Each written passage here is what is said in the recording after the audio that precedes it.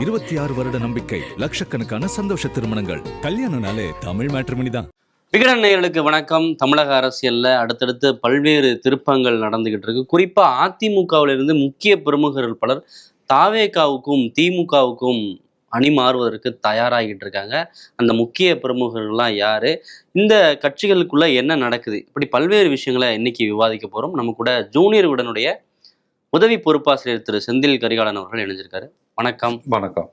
என்னதான் நடக்குது அதிமுகவுக்குள்ள?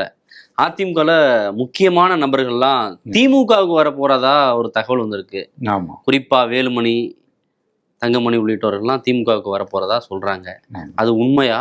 அதாவது பேச்சுவார்த்தைகள் நடந்துட்டு இருக்கு அப்படிங்கிறத சொல்றாங்க. ஏன்னா அவங்க தாவேகாவுக்கு போறது அங்க எப்படி சரியா இருக்குமா அப்படிங்கிற மாதிரி அவங்களுக்கு பல்வேறு கேள்விகள் இருக்கு. ஆனால் திமுக தரப்புல கண்டிப்பா விஜயபாஸ்கர் உட்பட திமுக தரப்போட ஒரு தீவிரமான ஒரு பேச்சுவார்த்தை நடந்துட்டு இருக்கு அப்படிங்கிறதையுமே சொல்றாங்க. அவங்க மட்டும் இல்ல, ஐடி விங்ல உள்ள சில நிர்வாகிகள் அப்படின்னு சொல்லி பலர் திமுகவோட பேச்சுவார்த்தை நடத்திட்டு இருக்காங்க அப்படிங்கிற தகவல்கள் நமக்கு வருது. அதையும் தாண்டி பார்த்தோம்னா சென்னையில இருக்கிற மாவட்ட செயலாளர்கள் டி நகர் சத்யா, ராஜேஷ் உள்ளிட்டவர்கள் கூட திமுக தரப்பு பேச்சுவார்த்தை நடத்துறாங்க, இல்ல இவங்க பேசுறாங்க அப்படிங்கிற மாதிரி அது போன்ற பேச்சுவார்த்தைகளுமே சென்னையிலுமே நடந்துட்டு இருக்க விஷயங்களுமே நமக்கு வருது. நம்ம சமீபத்தில் கூட பார்த்தோம், பெஞ்சமின் சேர்ந்திருந்தாரு. சென்னை சேர்ந்த மாவட்ட செயலாளர்களுமே அதிமுக சேர்ந்தவர்கள் திமுக கூட சேர்வதற்கான அந்த பேச்சுவார்த்தை அப்படிங்கிறது ரொம்பவே அதிகமாக போயிட்டு இருக்கு. பேச்சுவார்த்தை முடிஞ்சுட்டா அந்த இணைப்பு படலங்கள்லாம் விரைவில் நம்ம எதிர்பார்க்கலாம். அது மட்டும் இல்லாம தாவேகாலையுமே நிறைய பேர் சேருவதற்கான வாய்ப்புகள் இருக்கு அப்படிங்கிறதையும் சொல்றாங்க. சீதா செல்லப்பாண்டியன் தூத்துக்குடி அவர் சேருவதற்கு வாய்ப்பு இருக்கு அப்படிங்கிறத சொல்றாங்க. சென்னையில பாலகங்கா அதிமுகவோட மாவட்ட செயலாளர் அவர் டிவிகேவுக்கு போறதற்கான வாய்ப்புகள் இருக்கு அப்படிங்கிற தகவல்களுமே நமக்கு வருது. அப்படி அதிமுகல இருந்து திமுக, தாவேகா அப்படி இரண்டு கட்சிகளுக்குமே போகிறதுக்கான அந்த பேச்சுவார்த்தை அப்படிங்கிறது இன்னமுமே பலரிடம் நடந்துட்டு தான் இருக்கு. முக்கியமான தலைவர்கள் இதுல குறிப்பா விஜயபாஸ்கர், வேலுமணி, தங்கமணி போன்றவர்கள்லாம் டிவிகே சைட்ல தான் ட்ரை பண்ணிட்டு இருந்தாங்க. அவங்களுடைய ஆதரவு நிலைப்பாடு தான் ஆரம்பத்துல எடுத்திருந்தாங்க. அந்த தகுதி நீக்க நடவடிக்கை அதெல்லாம் கைவிடப்பட்டாலும் கூட அவங்க தாவேகா பக்கம் போறதுக்கு தான் ஆர்வம் காட்டிக்கிட்டு இருக்கதா ஒரு முதற்கட்ட தகவல்லாம் வந்தது. அதுக்கான பேச்சுவார்த்தைகளும் நடந்துட்டு இருக்கு.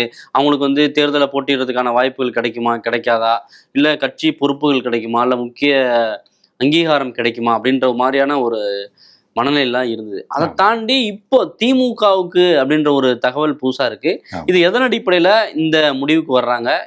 இது இந்த பிளான் என்ன? இது திமுகவோட முயற்சியா, இல்ல அவங்க தாவேகாவுக்கு போறதுக்கு வாய்ப்பு இல்லாம இல்ல திமுகவை இல்ல இது யாரோ ஒருத்தவங்க முயற்சி பண்றாங்க அப்படிங்கிறது இல்ல. நீங்க அதிருப்தியாகி கட்சியில இருந்து அதிருப்தியாக இருந்தாலே யாராவது ஒருவர் இப்ப திமுக சார்பில் கட்சி சார்ந்து இல்லாம கூட பொதுவான ஆட்கள் கூட பொதுவா பேச்சுவார்த்தையை நடத்துவாங்க. அப்புறம் கட்சி சார்ந்து சிலர் பேச்சுவார்த்தையை நடத்துவாங்க. அப்படியான பேச்சுவார்த்தைகள் தான் நடந்துட்டு இருக்கு. குறிப்பா நீங்க கேட்ட கேள்வினால என்னன்னா, தமிழக வெற்றி கழகம், நீங்க பெஞ்சமின் அவரை எடுத்துக்கிட்டீங்கன்னா கூட ஏன் டிவிகே அங்கதான் போறாரு அப்படின்னு சொன்னாங்க. ஆனா தாவேகால உத்தரவாதம் அப்படிங்கிறது கொடுக்கப்படலை. நீங்க உங்களுக்கு கட்சியில இந்த பொறுப்பு தருவோம், இந்த சீட்டு தருவோம், இல்லைன்னா நீங்க ஜெயிச்சு வந்தா அமைச்சராகி தருவோம், அமைச்சராக்குவோம், இந்த மாதிரியான எந்த உத்தரவுகளுமே கொடுக்கப்படலை. இன்னும் சொல்ல போனா சில அதிர்ச்சியான தகவல்கள் வருது.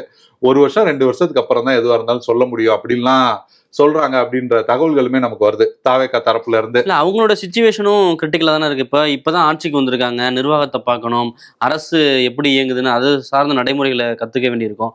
இப்படியான சூழல்ல நீங்க மாற்றுக் கட்சியில இருந்து ஆட்களை சேர்க்கறது மூலமா சொந்த கட்சியினரும் கொஞ்சம் சுணக்கமா வராங்க, அதிருப்தியா வராங்க அப்படின்ற ஒரு தகவலையும் தாவேகா சைட்ல இருந்து கேட்க முடியுது. இப்போ அவங்க இமிடியேட்டா இப்படியான ஒரு நடவடிக்கை எடுக்க முடியும், இல்ல சேர்ப்பு அதிக அளவுல பண்ண முடியும், அவங்களுக்கான வாக்குறுதிகளை கொடுக்க முடியும் அப்படின்றது இருக்குல்ல, அதெல்லாம் சாத்தியமா? இல்ல அது சாத்தியம் இல்லை. இன்னும் சொல்ல போனா அதனாலதான் அவங்க இன்னும் பலர் பேச்சுவார்த்தை நடத்திட்டு இருக்காங்க. எல்லோரையுமே சேர்க்கல. சிலருக்கு டைம் கொடுத்துருக்காங்க. இப்ப விஜய் பிறந்தநாள் வருதுன்னா அன்னைக்கு சிலருக்கு டைம் கொடுத்துருக்காங்கன்னு சொல்றாங்க. அப்படி சிலர் அப்ப சேர்றாங்க. கொஞ்சம் கேப் விட்டு கட்சியில சேர்க்கிற விஷயங்கள்லாம் பண்றாங்க. இன்னொன்னு ரொம்ப டிமாண்ட் வைக்காம நீங்க இது தரணும் அது தரணும் அப்படின்லாம் ரொம்ப இப்பவே டிமாண்ட் வைக்காத ஆட்களை பார்த்து தான் சேர்க்கிறாங்க. நாங்க இப்ப இணைஞ்சுக்கிறோம் பார்த்துக்கலாம் அப்படின்ற மாதிரி, இல்ல உள்ளாட்சியில ஏதாவது தாங்க, அந்த மாதிரி ஒரு குறைந்தபட்ச டிமாண்ட் அப்படிங்கிறது தான் தற்போது சேர்த்துட்டு இருக்காங்க. ரொம்ப ஒரு குறிப்பிட்ட எதிர்பார்ப்போட போறவங்க எல்லாம் கொஞ்சம் வெயிட் பண்ண சொல்லி இந்த மாதிரியான விஷயங்கள் தான் பண்றாங்க. நீங்க சொன்னது இன்னொன்னுமே ரொம்ப வேலிடான பாயிண்ட். என்னன்னா தாவேகா ஆட்சிக்கு வந்ததுக்கு பிறகு பாத்தீங்கன்னா கட்சி சார்ந்த பணிகள் அப்படிங்கிறது ரொம்பவே தொய்வடைஞ்சிருச்சு அப்படிங்கிற தகவல்கள் தான் நமக்கு வந்து வருது. நம்ம கூட வேற ஒரு வீடியோல கூட பேசியிருந்தோம் இது குறித்து. ரொம்பவே வந்து தொய்வடைஞ்சு, அதுக்கு தான் சமீபத்தில் அந்த கூட்டம் கூட கூட்டினாங்க. என்னன்னா கட்சி விஷயங்களை வந்து கவனிக்கவே முடியல. எல்லாருமே அமைச்சர் இந்த பொறுப்புக்குள்ள இதுக்குள்ளதான் இருக்காங்க. அவங்களுக்கு வந்து இதெல்லாம் புதுசா இருக்கிறதுனால இங்க என்ன எதுன்னு தெரிஞ்சுக்கிறது என்னன்னு கவனிக்கிறதுக்கே அவங்களுக்கு சரியா முன்னணி தலைவர்களுக்கு போர்ட்போலியோ நிறைய இருக்கு. ஆமா, அதனால அவங்களுக்கு இங்க கவனிக்கிறதே பெரிய விஷயமா இருக்கு. இன்னும் சொல்ல போனா அங்க கட்சி ஆபீஸ் ஓபன் பண்றதே யாராவது வந்து சேர்ந்தாங்கன்னா சேர்க்கறதுக்கு தான் ஓபன் பண்றாங்க. அதுவுமே கொஞ்சம் லேட்டா தான் ஓபன் பண்றாங்கன்னு வச்சுங்களேன். காத்திருக்க விட்டு தான் ஓபன் பண்றாங்க. அப்படி அதற்காகத்தான் இந்த ஓபன் பண்ணப்படுது. சமீபத்துல தான் இந்த கூட்டத்துக்காக, நிர்வாகிகள் கூட்டத்துக்காக சமீபத்துல தான் வந்து அந்த மாதிரி ஓபன் பண்ணப்பட்டது. அதனால வந்து அவங்களுமே ரொம்ப பிஸியா தான் இருக்காங்க. அதனால பெரிய டிமாண்ட் இல்லாத, இல்ல இவங்க எதுவுமே உத்தரவாதம் கொடுக்காத அப்படிப்பட்ட ஆட்கள் தான் சேர்த்துட்டு இருக்காங்க. அப்படியான தகவல்கள் தான் நமக்கு வருது. ஆனா ஒரு சிலருக்கு அவங்க வந்து ஏதோ ஒண்ணு செய்யலாம் பண்ணலான்ற மாதிரி சொல்றாங்க. ஆனா எல்லோருக்குமே அப்படி கண்டிப்பா சொல்லல. இப்போ அந்த காத்திருக்க வைக்கிறது, கடம்பூர் ராஜெல்லாம் சமீபத்தில் போய் சொல்லும்போது காத்திருக்க வச்சு அப்புறமா தான் கதவு திறந்தாங்க. அது பெரிய விவாதமாகவும் மாறுது. அப்படி தாவேகாவுக்கு வரணும்னா அப்படியான ஒரு இதை கிரியேட் பண்ணி ஒண்ணு பண்றாங்களா, இல்ல தற்செயலா அது நடக்குதா? அது இல்ல, என்னன்னா அது கிரியேட் பண்றாங்க அப்படிங்கறத தாண்டி, நீங்க உதாரணத்துக்கு கடம்பூர் ராஜு எடுத்துக்கிட்டீங்கன்னா, அவர் வந்து அமைச்சரா இருந்திருக்காரு. கோயில்பட்டியில டிடிவி தினகரன் கூட நேற்று சொல்லியிருந்தாரு. கிட்டத்தட்ட டிடிவி தினகரனே அவரை வந்து ஜெயிச்சாரு. கடம்பூர் ராஜு வந்து தினகரனே ஜெயிச்சார். அந்த அளவுக்கு அந்த பகுதியில வந்து செல்வாக்கு மிக்க ஒரு நபரா பார்க்கப்பட்டவர். அவர் வந்து சில தலைவர்கள் நம்ம கிட்ட பேசும்போது சொன்னாங்க, படத்துக்கு டிக்கெட் எடுக்கிறதுக்கு முண்டி அடிக்கிற மாதிரி இவங்க முண்டி அடிச்சு இப்படி போயிட்டு இருக்காங்க. ரொம்ப வருத்தமா இருக்கு. எத்தனை வருஷம் அவங்க அமைச்சரா இருந்திருக்காங்க, எவ்வளவு பெரிய பெரிய பொறுப்புகள்ல இருந்திருக்காங்க. கடம்பூர் ராஜு அவர்கள் அமைச்சரா இருக்கும் போது விஜய் அவர்கள் சந்திச்ச படமும் கூட வைரல் ஆச்சு. ஆமா, வைரல் ஆச்சு. அப்படிலாம் இருந்தவங்க வந்து இன்னைக்கு வந்து பதவிக்காகவும் இந்த மாதிரியான பதவிக்காகவும் பணத்துக்காகவும் இந்த மாதிரி முண்டி அடிச்சுட்டு இவங்க வந்து போகணுன்ற அவசியமே வந்து இல்லையே. இன்னும் சொல்ல போனா பலரும் பாத்தீங்கன்னா பொதுச்செயலாளர் புஷி ஆனந்த் முன்னிலையில முதல்வர் பிஸியா இருப்பாரு. இந்த விஷயங்கள்லாம் சரி. நம்ம கிட்ட பேசுற இன்னும் சில அதிமுக முன்னாள் அமைச்சர்கள் சொல்ற விஷயம் என்னன்னா, எங்களுக்கு இங்க இருக்கிறதுக்கு எங்களுக்கு விருப்பம் இல்லை. எடப்பாடி பழனிசாமி அவரோட தலைமையோ இல்ல இங்க நடக்கிற விஷயங்களோ எங்களுக்கு வந்து அதிமுக நிஜமாவே விருப்பம் இல்லை. திமுகவுக்கு போக முடியாத சூழல் இருக்கு. டிவிகேக்கு போலான்னா நம்ம முதல்வர் விஜய் அவரை பார்த்தோ இல்ல தாவேகா தலைவர் முதல்வர் அவரை பார்த்து சேர்றது, அவர்கிட்ட ஒரு உரையாடல் நடத்தி சேர்றது தானே சரியா இருக்கும். அதனாலதான் நாங்க வெயிட் பண்றோம்னு சில முன்னாள் அமைச்சர்கள் வந்து நம்ம கிட்ட சொல்றாங்க. மரியாதையோட போய் சேரணும் அப்படின்னு நினைக்கிறாங்க, ஒரு முக்கியத்துவத்தோட போய் இணையணும் அப்படின்னு நினைக்கிறாங்க. ஆமா, கண்டிப்பா நினைக்கிறாங்க. ஏன்னா அவங்க அங்கங்க பொறுப்புகள் இருந்திருப்பாங்க, கட்சிகள்லயே முக்கிய பொறுப்புல இருந்திருப்பாங்க, சட்டமன்றத்துக்குள்ள முக்கிய பொறுப்புகள்ல கூட இருந்திருப்பாங்க. அப்படின்னும் போது அவங்க எப்படி நாங்க எப்படி போக முடியுமா அப்படிங்கிற கேள்விகளும் உங்களுக்கு இருக்கு. மற்ற திறமையாளர்களாகவும் இருப்பாங்க, நல்லா பேசக்கூடியவங்களா எழுதக்கூடியவங்களா கூட இருப்பாங்க. இப்ப அவங்க எல்லாம் கொஞ்சம் யோசிப்பாங்கல்ல, நம்ம வந்து உடனடியா இப்படி போய் நம்ம வந்து சேரணுமா அப்படிங்கிற மாதிரியான யோசனைகளுமே அங்க இருக்கு. உண்மையிலே நீங்க சொன்ன மாதிரி இந்த டிமாண்ட் கிரியேட் பண்றது அப்படின்னு இல்லாம அவங்களுக்கு நேரம் பற்றாக்குறையினால இது நடக்குதா அப்படின்ற ஒரு கேள்வியும் இருக்கு. இவங்களுக்கு ஏன் இவ்வளவு அவசரம் அப்படின்ற ஒரு கேள்வி இருக்கு. இன்னொரு பக்கம் தாவேகாவில் இடம் கிடைக்காது, இல்லை வந்து அவங்க வெயிட் பண்ண சொல்றாங்க, 1 year வெயிட் பண்ணி அதுக்கு பிறகுதான் வந்து அவங்களுக்கான பொசிஷனை வந்து பார்க்க முடியும் அப்படின்லாம் சொல்றாங்கனாலும், இவங்க வெயிட் பண்றதுன்னா 1 year கழிச்சே அந்த முடிவெடுக்கலாமா? இப்ப இமிடியட்டா ஒரு அரசியல் கட்சியில சேர வேண்டிய ஒரு நெருக்கடி வந்து அதிமுகவில் உருவாக்கப்பட்டிருக்கா? நிச்சயமா உருவாக்கப்பட்டிருக்கு. என்ன காரணம்னா, அதிமுக தலைமை மீதான நம்பிக்கை அப்படிங்கிறது சுத்தமா போயிடுச்சு. நம்ம வந்து பல தரப்புல வந்து பேசுறோம், பல முன்னாள் அமைச்சர்கள், முக்கியமான நிர்வாகிகள் எல்லார்கிட்டயுமே பேசுறோம். அவங்க சொல்ற ஒரே வார்த்தை, என்ன பண்றதுன்னு எங்களுக்கு தெரியல, அப்படியே இருக்கு, ஒண்ணுமே எங்களால யோசிக்க முடியல, எதுவுமே நகர மாட்டேங்குது, இனி அவ்வளவுதான், பயம் வந்துருச்சு எல்லாருக்கும். இதைதான் சொல்றாங்க. எல்லாருக்குமே ஒரு பயம் வந்துருச்சு. நீங்க வந்து அவங்க முன்னாடி சம்பாதிச்ச விஷயங்களோ இல்ல இனிமே வந்து அவங்க வந்து அரசியல நம்ம என்ன ஆகும் அப்படிங்கிற விஷயங்களோ இருக்கு. அதனால பயம் வந்துருக்கு. இன்னும் சொல்ல போனா அவங்களுக்கு ரொம்ப ஒரு அதிர்ச்சியான விஷயம் என்னன்னா, நிறைய சீனியர்ஸ் நம்ம பொலிட்டிக்கல் லைஃப் அவ்வளவுதான், இனிமே நம்ம போய் ஏன் சேரணும் அப்படிங்கிற மாதிரியும் நிறைய பேர் காத்து இருக்காங்க. யாருமே வந்து அதிமுகவில் நமக்கு வந்து கட்சி பிடிச்சு இந்த கட்சியை காப்பாற்றணுன்ற மாதிரி கூட சிலர் வந்து இல்ல. அவங்க வந்து இனிமே போய் நம்ம என்ன பண்ண போறோம், நம்ம அப்பாவே கிளைச்செயலாளரா இங்க இருந்த ஒரு அதிமுகல சும்மா இப்படியே அவ்வளவுதான், ஒரு நம்ம வந்து வயதுமே அதிகமா இருந்தா இப்படியே ஓட்டிக்க வேண்டியதான் அப்படிங்கிற மனநிலையிலையும் பலர் இருக்காங்க. இப்போ மீதம் இருக்கிறவங்க எல்லாம் இப்படியான ஒரு மனநிலையில இருக்கிறவங்க தான். ஓகே, இப்போ எடப்பாடி பழனிசாமி அவர்கள் ஏன் வந்து இந்த சூழலை கூட கையாள தெரியாம இருக்காரு? ஏன்னா மீண்டும் வேலுமணி அவர்கள் வந்துட்டாங்க. இப்போ அவருடைய அணியை வந்து இவங்க தக்க வைக்கிறதுக்கோ இல்லை அவங்களுக்கு மீண்டும் ஒரு முக்கியத்துவம் கொடுக்கறதுக்கோ எதுக்கு தயங்குறாரு? இல்ல, அதாவது நீங்க பெஞ்சமின் விஷயம், இப்ப நீங்க கேட்ட கேள்விக்கு பெர்ஃபெக்டான மேட்ச் பெஞ்சமின் தான். பெஞ்சமின் வந்து பொறுப்புல இருந்து எடப்பாடி பழனிசாமி வந்து நீக்கிறாரு. பெஞ்சமின் வந்து நான் எந்த அணியிலையுமே இல்லை அப்படிங்கிற மாதிரியான விஷயங்களை வந்து தெளிவுபடுத்துறாரு. ஜெயலலிதா அவங்க சமாதிக்கெல்லாம் போயிட்டு எல்லாம் கூட நம்ம வந்து அந்த விஷயங்கள்லாம் பார்த்தோம். அப்ப குறைந்தபட்சம் அவரை கூப்பிட்டாவது பேசியிருக்கணும்ல, கூப்பிட்டாவது பேசி என்ன ஏதுங்கிற விஷயங்களை கேட்டிருக்கணும். நீங்க எடப்பாடி பழனிசாமி எப்படி முடிவெடுக்கிறார் அப்படின்னா அதிமுக தரப்புல இருந்து நமக்கு தகவல் வருதுன்னா, இப்ப நீங்க இருக்கீங்கன்னா இப்ப வேற யாரோ ஒரு நபர் வந்து உங்களை பத்தி பெஞ்சமின் பாருங்க உங்க டீமோட இருக்காங்க, ஏதோ ஒரு புகைப்படத்தை ஏதோ ஒரு வீடியோ காட்டினா கூட அதை வந்து நம்பிடுறாரு, அந்த ஆதாரங்களை கூட நம்பிடுறாரு. சென்னையில வந்து ஆக்சஸ் வந்து நிறைய இருக்கும்ல, இங்க வந்து சென்னையில இருக்கிறதுனால இங்க இருக்கிற மாவட்ட செயலாளர் மற்ற நிர்வாகிகள் கூட அடிக்கடி வந்து அவரை சந்திப்பாங்க. அப்படி ஒரு தகவல் கொண்டு போனா கூட அதை வந்து அதை வச்சு கூட அவர் வந்து நீக்கம் செய்யறாரு. இவர் வந்து பெஞ்சமின் எல்லாம் கூப்பிட்டு பேசி இருந்திருக்கணும். பேசி வந்து அவர் வந்து ரொம்ப தீவிரமான ஒரு அதிமுகக்காரர், அவர் வந்து பேசி அவரெல்லாம் தக்க வச்சிருக்கணும். இப்படி வந்து இவர் வந்து விட்டுக்கிட்டு இருக்காரு.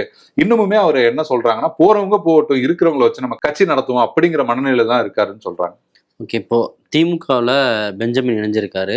இன்னும் முக்கிய தலைவர்கள் யார் யாரெல்லாம் திமுக பக்கம் ஸ்ட்ராங்கா வர்றதுக்கான வாய்ப்புகள் இருக்கு? இல்ல, திமுக பக்கம் ஸ்ட்ராங்கா அப்படின்னு நம்ம பார்த்தோம்னா வேலுமணி தங்கமணி அவங்களோட பேர் வந்து ரொம்ப அதிகமா வந்து அடிபடுது. அவங்க 2 பேரும் போறதுக்கான வாய்ப்பு அதிகமா இருக்குன்னு சொல்றாங்க. இப்போ வேலுமணி எடுத்துக்கிட்டோம்னா கோவையில் அவர் தான் ஃபேஸாக இருக்காப்புல.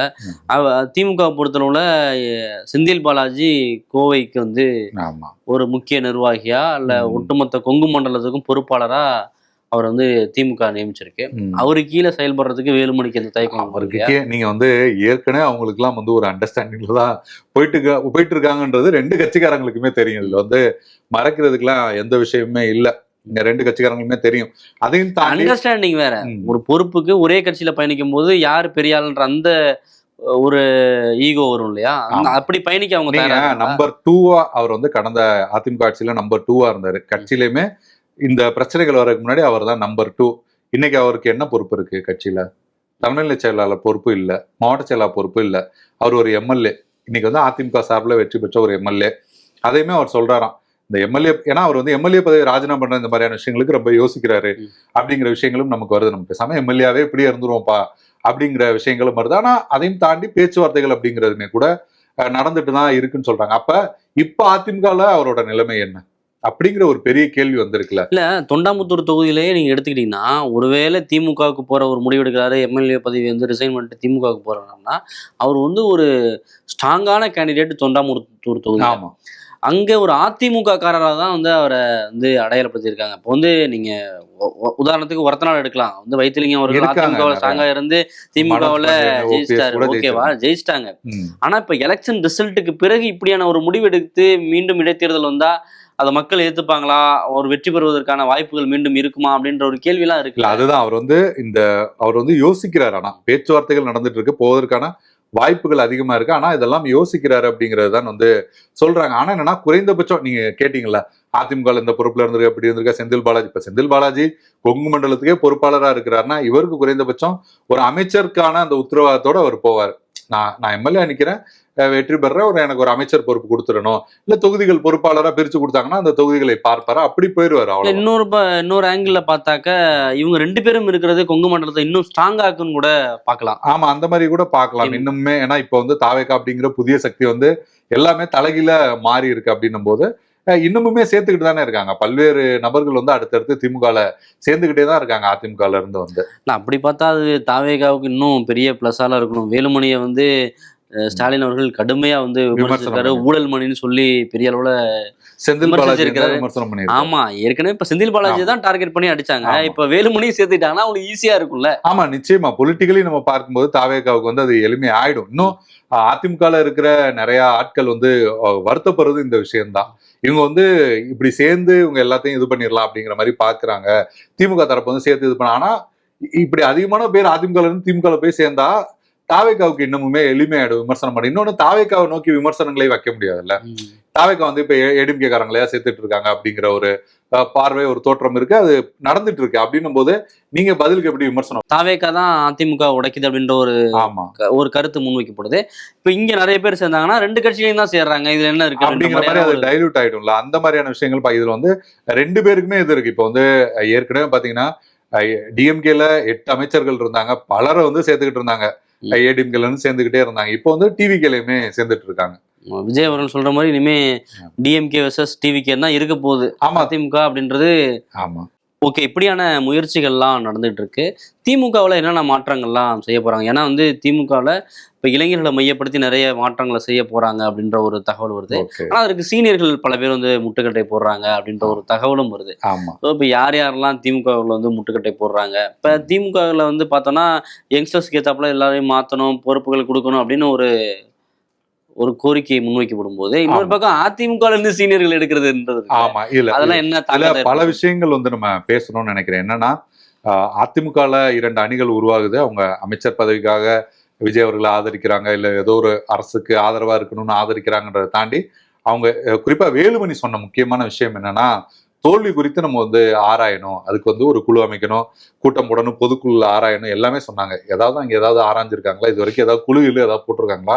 இல்ல குறைந்தபட்சம் தன்னை சுத்தி இருக்கிற தலைவர்கள் கூடயாவது எடப்பாடி பழனிசாமி அப்படி ஒரு கூட்டத்தை எல்லாம் நடத்தியிருக்காரா அப்படின்னு நம்ம அதிமுக வட்டாரத்துல விசாரிக்கும் போது அப்படிலாம் எதுவுமே இல்லைன்றாங்க. ஆனா திமுகல நீங்க பாத்தீங்கன்னா உடனடியாக மாவட்ட செயலா கூட்டம் 10 நாள்ல நினைக்கிறேன் ரிசல்ட் இந்த 10 நாள் மாவட்ட செயலா கூட்டம் நடத்தப்படுது.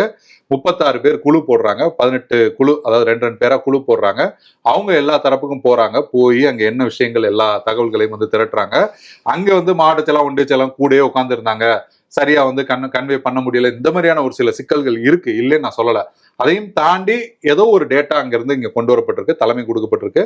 நேரடியாகவுமே தலைமைக்கு வந்து நம்ம வந்து ஆன்லைன் மூலமா கருத்துக்களை சொல்லலாம் அப்படிங்கிற விஷயங்கள்லாம் வந்திருக்கு. அதுல நீங்க பாத்தீங்கன்னா இளைஞர்களுக்கு அதிக வாய்ப்பு கொடுக்கணும். ஏற்கனவே எல்லா கட்சிகளையுமே இப்ப வந்திருக்கு. பாஜகல சொல்றாங்க, அதிமுகல சொல்றாங்க, அதிமுகல வெளிப்படையாவே பேசுறாங்க. இது ரெண்டு பத்தியும் நம்ம தனித்தனியாவே பேசியிருக்கோம் சொல்றாங்க. அப்படிங்கும் போது அங்கேயுமே அப்படி ஒரு விஷயம்லாம் வந்துருச்சு. திமுகலயே அந்த மாதிரி இளைஞருக்கு, ஏன்னா தேர்தலுக்கு முன்னாடியே இளைஞரணி சேர்ந்த நிறைய பேர் சீட்டு கொடுக்கணும்னு உதயநிதி கோரிக்கை வச்சிருந்தாரு. ஆனா பழையபடி அந்த மண்டல செயலாளர்கள், அமைச்சர்கள் அவங்களோட கட்டுப்பாட்டுக்குள்ளேயே தான் போச்சு. ஆனா இப்பயுமே அதை வந்து பண்ணா சரியா வராது அப்படிங்கிற மாதிரி பல மாற்றங்களுக்கு வந்து திமுக தயாரா இருக்கு. அங்க பல்வேறு விஷயங்கள் போய் சேர்ந்திருக்கு. அதன் அடிப்படையில நம்ம பார்த்தோம்னா திமுகவோட முகமா, அதாவது செயல் தலைவரா உதயநிதி ஸ்டாலினை கொண்டு வரணும் அப்படிங்கிற ஒரு கோரிக்கை வந்து மெயினா வந்து முன்வைக்கப்படுது. மாவட்ட செயலாளர்கள்ல நிறைய இளைஞர்களை கொண்டு வரணும். இப்ப நீங்க 70 மாவட்ட செயலாளர் இருக்காங்கன்னா இது 100க்கும் அதிகமா ஆகணும். இப்ப சிவகங்கையில 4 தொகுதினா 2 தொகுதிக்கு ஒரு மாவட்ட செயலாளரை நியமிக்கணும்.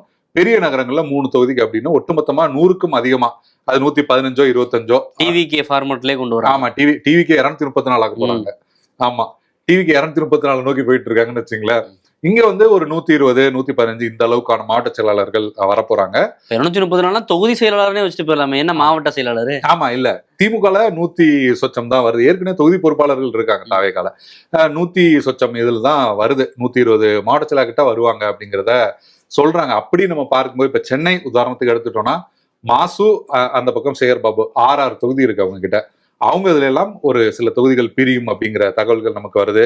அதே மாதிரி மாதவரம் சுதர்சனம் போன்றவர்களோட மாவட்ட செயலா பொறுப்பு போறதுக்கு வாய்ப்புகள் இருக்கு அப்படிங்கிறதையுமே நமக்கு வந்து சொல்றாங்க.